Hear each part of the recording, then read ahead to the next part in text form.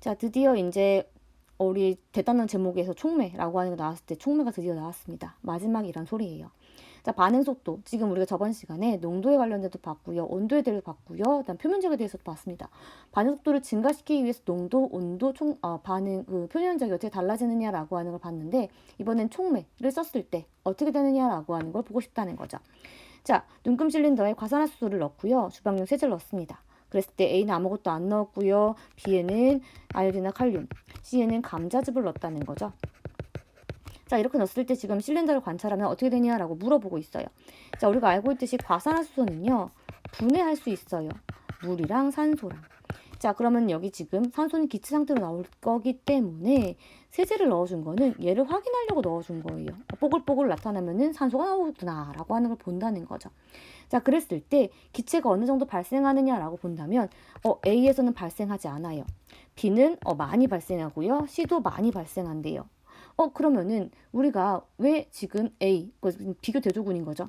실제로 아무것도 안 넣은 것보다 뭔가를 넣었을 때 반응이 잘 일어나고 있다는 건 이 반응을 지금 원래는 아무것도 아니라서 한마디로 활성화 에너지가 겁나 큰 거죠. 그래서 반응을 일어나게끔 도와주는 아이가 KI와 감자즙이다라고 표현을 한다는 거죠. 그죠? 무언가를 넣어줘서 반응을 되게 빠르게 반응을 도와주는 아이를 우리가 지금 두 가지 넣어줬습니다. 자, 그런 아이들을 우리가 뭐라고 부르냐라고 얘기하냐면 촉매라고 표현을 합니다. 반응 과정에서요. 중요한 거 G는 변하지 않아요. G는 변하지 않고요. 속도를 변화시키는 아이를 우리는 촉매라고 표현을 합니다. 자, 촉매는 그럼 뭘 변화시킬 거냐면은 활성화 에너지라고 하는 거를 변화시켜요. 자, 우리가 앞에서도 활성화 에너지가 크다 작다에 따라서 반응 속도가 달라질 수 있어요 라고 얘기를 했었잖아요. 그죠? 그래서 촉매는 활성화 에너지를 변화시켜서 반응 속도를 변화시킵니다. 종류가 두 가지가 있어요. 정촉매가 있고요. 부촉매가 있는데 정촉매는 플러스, 부촉매는 마이너스라고 일반적으로 우리가 확인을 합니다. 자, 그러면은 정촉매 같은 경우에는 활성화 에너지를 어떻게 할 거냐? 얘 같은 경우는 활성화 에너지를요 감소시킬 거예요. 자, 원래 이만큼 활성화 에너지를 가져야 되는데 활성화 에너지가 요만큼으로 줄었어요. 그럼 내가 100만큼 힘써도 되는 걸 50만큼만 힘써도 된다는 소리죠. 그러면 넘어가기가 훨씬 수월한 거고요. 그럼 반응을 일으킬 수 있는 분자수가 증가합니다 라고 표현을 해요. 원래 내가 가지고 있는 활성화 에너지가 이만큼이었는데 정촉매라고 하는 걸 사용하면서 그래프상에서 활성화 에너지가 왼쪽으로 들어갔죠. 반응할 수 있는 분자수가 이만큼 더 많아졌어요. 그렇기 때문에 반응 속도가 우리 빨라져요. 그래서 플러스라고 일반적으로 얘기한다는 거죠. 반대로 활성화 에너지 부촉매는요. 원래 내가 100만큼이었는데 150만큼 가져야 된대요. 그래서 활성화 에너지가 증가됩니다. 그러면은 나 100만큼도 힘들었는데 150이나 가져야 돼? 분자수가 감소할 수밖에 없어요. 자, 그래프상에서는 원래 EA가 여기였다면 활성화 에너지가 증가했기 때문에 더 이만큼이 없어진 거죠. 그래서 활성화 에너지 때문에 반응 속도가 늦어졌습니다 라고 표현을 하는 거예요. 그래서 활성화 에너지를 줄이고 느리는데 촉매라고 하는 거를 사용하는구나 라고 봐주시면 될 것 같습니다. 자, 그렇다면 이런 촉매라고 하는 아이는 몇 가지 특징이 있어요. 반응이 일어나는 새로운 경로라고 하는 거를 제공합니다 라고 표현을 해요. 자, 우리가 실제적으로 새로운 경로라고 하는 거는 반응 경로라고 하는 말로 쓰기도 하는데요. 어디에서는 뭐 메커니즘이라고 표현을 하기도 합니다. 내가 한마디로 갈 거예요. 서울에서 부산을 갈 건데 국도를 갈 거야? 아니면은 중간에 고속도로를 탈 거야?를 물어보는 거죠. 반응 경로가 바뀝니다 라고 얘기를 해요. 그럼 내가 갈 수 있는 에너지 량도 조금 달라지는 거죠. 그래서 활성화 에너지가 변합니다 라고 표현을 하는 거예요. 그래서 내가 어느 경로를 가느냐에 따라서 활성화 에너지가 달라질 수 있습니다 라고 해서 반응 경로라고 하는 것도 달라질 수 있고요. 활성화 에너지도 달라질 수 있습니다. 촉매라고 하는 거에 의해서. 자, 그랬을 때 활성화 에너지 크기가 달라지면 우리가 알고 있듯이 반응 속도가 달라진다고 했어요. 그랬을 때 정반응, 역반응 속도가 모두 달라집니다 라고 얘기를 하고 있습니다. 그래서 반응 속도를 다르게 하는 것을 우리는 촉매라고 표현을 하는 거지요. 자, 근데 바뀌지 않는 것도 있어요. 누구요? 반응 엔탈피요. 변하지 않습니다. 물질이 가지고 있는 고유한 에너지량인 델타 엔탈피, 반응 엔탈피는요, 활성화 에너지랑 전혀 관련이 없어요. 그죠? 그렇기 때문에 촉매를 넣더라도 전혀 변하지 않습니다. 자, 또 변하지 않는 게 뭐가 있을까요? 촉매는 반응만 도와준다고 했어요. 지는 변하지 않는다고 했어요. 촉매의 질량이라고 하는 거는 변하지 않습니다. 그냥 반응만 도와만 줄 거고요. 전혀 지는 상관 안 해요. 그죠? 자, 세 번째는 평형상수라고 하는 게 바뀌지 않는다라고 표현합니다. 우리가 알고 있는 반응 속도 상수와는 다른 값입니다 라고 표현을 했어요. 네 번째, 또 바뀌지 않는 게 있다면 생성물의 양입니다. 내가 촉매를 썼다는 건 반응 속도만 가관하는 뿐이지 생성물을 많이 늘리거나 줄이거나 하는 것은 아닙니다 라고 얘기를 합니다. 되시지요? 자, 이렇게 봐주시면 되겠습니다. 자, 그럼 촉매가 이제 어디에 쓰이냐라고 하는 걸 볼 건데요. 우리 몸속에서 쓰이기도 하더라라고 얘기합니다. 생명현상에서. 자, 그럼 그때 촉매를 우리는 이름을 다르게 붙여줄 거예요. 다른 말로 효소라고 붙여준다는 거죠. 자, 세포 내에서요. 생명활동에 관련된 반응을 도와줍니다. 생체 촉매라고 표현을 하기도 한다는 거죠. 촉진한다는 거는 우리가 거의 정촉매라고 많이 본다는 소리예요. 자, 근데 효소 같은 경우는 조금 특이한 부분이 있어요. 자, 작용 원리라고 표현을 할 건데 기질이라고 하는 아이가 있습니다. 기질은 반응물의 새로운 이름이에요. 그죠? 생성물로 만들어지고 반응물로 있고요. 물론 반응물이라고 보셔도 괜찮은데 새로운 단어를 써주긴 했네요. 자, 그랬을 때 이 기질은 효소와 반응을 할 때 반응하는 특별한 자리가 있습니다. 여기. 지금 이렇게 생겼지요. 여기가 딱 아구가 맞게 떨어진다는 거예요. 그걸 우리는 활성 자리라고 표현을 한대요. 거기에 앙 물려야지만 얘가 반응을 한다는 거죠. 그렇게 효소랑 기질이랑 딱 앙 물린 상태를 우리는 효소기질 복합체라고 얘기한대요. 그러면은 얘가 활성화 에너지가 작아집니다 라고 얘기하죠. 그러고 나서 생성물로 변합니다. 효소는 변한 게 없었죠. 여기도 계속 유지됩니다. 그래서 반복 작용을 한다는 거죠. 질량의 변화가 없으니까. 돼요? 자, 이랬을 때 우리 효소가 굉장히 중요한 특징을 가지고 있습니다 라고 해서 어떤 특징이라고 얘기를 하냐면은 한 기질, 한 효소가 이제 반응을 할 건데요. 기질의 특이성이다라고 해요. 특별한 아이고 특이하다라고 표현을 하는 거죠. 특이하다 어떻게 특이하냐면은 하나의 효소는요. 늘 짝꿍이 있어요. 걔만 만날 수 있어요. 다른 애는 못 만나요. 그죠? 1대1 반응이에요. 그래서 얘는 기질, 어떤 효소, A라고 하는 효소가 무조건 기질하고 하나만 만나야 된다는 거죠. 우리가 알고 있듯이 열쇠, 자물쇠 관계라고 표현을 많이 하는데요. 열쇠랑 자물쇠는 꼭 하나에 딱 맞게 떨어져 있죠. 물론 열쇠를 복사할 수는 있지만 그래서 하나의 열쇠랑 하나의 자물쇠만 반응하는 것처럼 하나의 효소랑 하나의 기질만 반응한다. 그걸 기질의 특이성이라고 표현을 합니다. 효소가 A랑은 반응하지만 B랑은 반응을 못해요. 그죠? 이걸 우리가 기질 특이성이라고 표현을 하고요. 두 번째, 우리 몸속에서 일어나는 효소예요. 그래서 촉매예요. 자, 우리 몸속에 일어나는 이런 것들. 근데 효소는요, 일반적으로 우리 몸속에 있기 때문에 단백질로 이루어져 있어요. 그래서 단백질이라고 하는 거는 우리 몸속에서 온도와 pH의 영향을 받을 수밖에 없다는 거죠. 그래서 최적 온도, 최적 pH라고 하는 게 존재합니다. 일반적으로 촉매는 온도가 올라가면 반응 속도가 커져요. 그지만 얘는 여기 온도 이상이 되면 반응 속도가 뚝 떨어지죠. 그죠? 그래서 여기가 우리가 알고 있는 최적 온도라고 얘기하고 그때 가장 반응 속도가 빠릅니다 라고 얘기하고 실제적으로는 체온 범위 내에 존재한다는 거죠.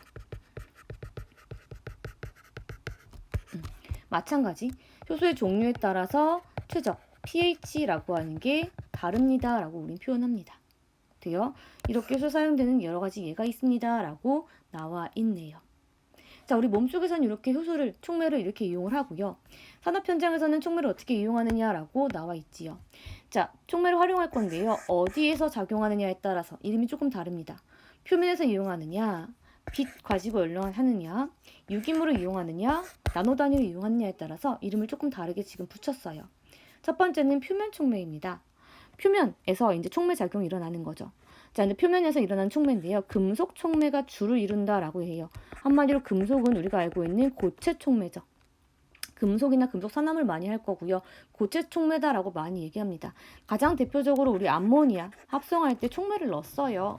반응 속도 증가시킬 수 있게끔 철이라고 하는 아이를 넣어가지고 반응을 조금 더 빠르게 만들어줍니다. 물론 르샤틸 열이 적용되지만 두 번째, 에틸렌을 가지고 이제 우리가 뭐 어떤 갈 때요, 이제 백금이나 팔라딘 같은 금속 표면 촉매 해가지고 반응을 빠르게 하더라라고 얘기하네요. 아, 표면에서 작용하는구나. 그렇게 봐주세요. 자, 근데 3번 동그라미가 조금 달라요. 자, 얘도 표면 촉매입니다. 여기 지금 배기가스 안통, 배기구는 여기 구멍 나오는 거죠. 구멍에서 이제 가스가 나와야 되는데 여기 지금 배기가스 장치가 있네요. 여기 안에 표면에다가 뭘 발랐냐면 백금, 로디움, 팔라디움 이런 거를 발랐어요. 발랐는데 반응을 하고 이제 표면에서 이제 없애줘야 돼요. 그죠? 이런 질소산화물을 없애줘야 되는데, 자, 얘를 되게 많이 만들어낼 거야. 자동차가 운전되는 중간중간에. 그래서 더 많이 반응할 수 있게 지금 모양을 어떻게 했냐면은 벌집 모양으로 만들었죠. 그냥 발라놓은 게 아니라 이걸 다시금 다 깎아놓은 거예요. 그죠? 그러면 벌집 모양으로 만들어놨다는 거는 표면적을 증가했다는 거예요. 그죠? 그래서 표면적을 더 증가시켜서 반응 속도를 빠르게 했습니다. 라고 하는 게 사실은 추가된 겁니다. 되시죠? 그래서 촉매가 입혀져 있고요. 그걸 조금 더 표면적 넓히기 위해서 딱딱딱딱딱딱 긁어내서 표면적을 증가해서 육각형 모양으로 만들어냈다라고 표현을 하고 있습니다. 자, 두 번째는 광촉매예요. 광촉매 굉장히 중요한데요. 빛에너지 받았을 때 촉매 작용을 하는 물질이 이제 반응을 하는 거죠. 그랬을 때 이렇게 네 가지의 반응을 하는데 되게 좋아 보이네요. 정수도 하고요, 향균도 하고요, 대기정화도 해요. 근데 우리가 요거를 제일 많이 봤죠. 수소와 산소를 생산해서 실제로 수소자동차 갈 때 쓰는 아이입니다. 그래서 실제로 제일 연계 우리 에너지 환경 문제 동시에 해결할 수 있는 연구 활발하게 진행되고 있고요. 이산화 타이타늄이라고 하는 걸 광촉매로 작용합니다. 쓸 거예요. 그냥 읽어두시고요. 자, 세 번째는 유기촉매인데요. 유기촉매는 유기물을 이용한 건데 유기물이라고 하는 건 기본적으로 탄소를 포함한 걸 우리가 유기물이라고 표현을 합니다. 그리고 뭐 수소랑 질소 같은 경우에는 탄소랑 가장 잘 반응을 하는 물질들이죠. 그래서 탄소를 기반으로 한 탄소화합물이라고 생각하시면 좀 편할 것 같아요. 자, 이 탄소화합물 같은 비금속 원소로 이루어져 있는 거. 아까 표면 촉매는 금속 원소였죠. 자, 금속 촉매에 비해서 친환경적이고요. 가격이 저렴합니다. 근데 얘 같은 경우는 어디에 많이 쓰냐면 의약품 개발 과정. 왜냐면 우리 몸속에 있는 모든 물질들이 거의 다 탄소화합물이죠. 뼈대가. 그래서 의약품 개발 과정에서 이렇게 탄소화합물을 이용한 유기촉매를 많이 사용합니다. 라고 얘기를 하고 있습니다. 자, 나노촉매라고 하는 건 나노 단위를 이용했다라고 표현을 할 건데 우리가 센티미터라고 하는 거는 10의 마이너스 2승 미터죠. 그러니까 나노미터라고 하는 거는 10의 마이너스 9승 미터예요. 굉장히 크기가 작아요. 그죠? 크기가 작다는 건 표면적을 매우 크게 늘릴 수 있다는 거죠. 그래서 반응성이 굉장히 크다라고 표현을 하고 있고요. 요즘 많이 연구가 되고 있다라고 표현을 하고 있습니다. 그래서 이렇게 촉매가 여러 가지 산업 현장에서도 쓰이고 있구나라고 하는 거를 확인해 주시면 될 것 같습니다. 자, 마무리하기 보시면 정촉매를 첨가해요. 그럼 활성 에너지가 작아지죠. 반응을 일으킬 수 있는 분자수가 증가하기 때문에 반응 속도가 커진다라고 우리는 표현합니다. 촉매는 반응물 생성물 에너지를 변화시키면 안 돼요. 촉매는 활성에너지 작게 해서 반응 속도 증가해서 모든 촉매라고 하는 건 없는 거죠. 정촉매만 가능한 거죠. 반응 진행함에 따라 소모되기 때문에 아니요. 질량 변화 없습니다. 자, 반응 속도에 영향을 주는 것 거기에서 고르시오라고 했습니다. 반응 속도라고 하는 거는 반응물의 농도 관련이 있습니다. 그죠? 그리고 촉매를 써주면은 당연히 속도 영향을 줄 수 있겠죠. 자, 표면적이 커지면은 속도가 커지고요. 온도가 증가하면은 속도가 커집니다. 다 맞지요. 질소수소 반응에서 암모니아 될 때 철촉매 첨가하면은 나가 된대요. 촉매에 있는 거네요. 자, 그럼 변화로 오른 것만은 반응 속도 빨라지겠죠? 반응 일으킬 수 있는 분자수 증가하겠죠? 엔탈피 증가하면 안 되죠. 생성량을 증가하면 안 되겠죠. 돼요? 자, 생체 촉매를 이름은 효소라고 붙여줬어요. 세포 내에서 생명활동에 필요한 반응 속도를 빠르게 도와줍니다. 활성화를 낮춰가지고요. 낮은 온도에서도 반응이 일어나게끔 해줄 거예요. 반응 시간을 감소시켜주겠죠. 효율을 높여줍니다. 라고 표현을 합니다.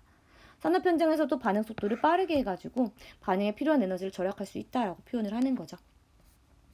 자, 1번의 그림 보시면 효소의 작용 원리. 자, 초록색은 지금 변화 없어요. 그러니까 효소고요. 나가 지금 다로 쪼개졌지요. 얘는 지금 기질이고요. 얘는 생성물입니다. 효소에 대한 설명으로 옳은 것만을 고르시래요. 여러 가지 반응물이 작용하면 안 된다고 했어요. 반응물과 결합할 수 있는 활성 자리. 여기가 활성 자리인 거죠. 활성화를 낮춰서 반응 속도를 빠르게 해줍니다. 그렇죠. 답은 니은 디귿번이네요. 좋셔요? 3단원 진도가 끝났어요. 3단원은 반응 속도랑 촉매라고 하는 거에 대해서 봤습니다. 이 반응 속도를 처음에 어떻게 나타내느냐부터 반감기가 쓰일 수 있는 1차 반응이라고 하는 걸 봤고요.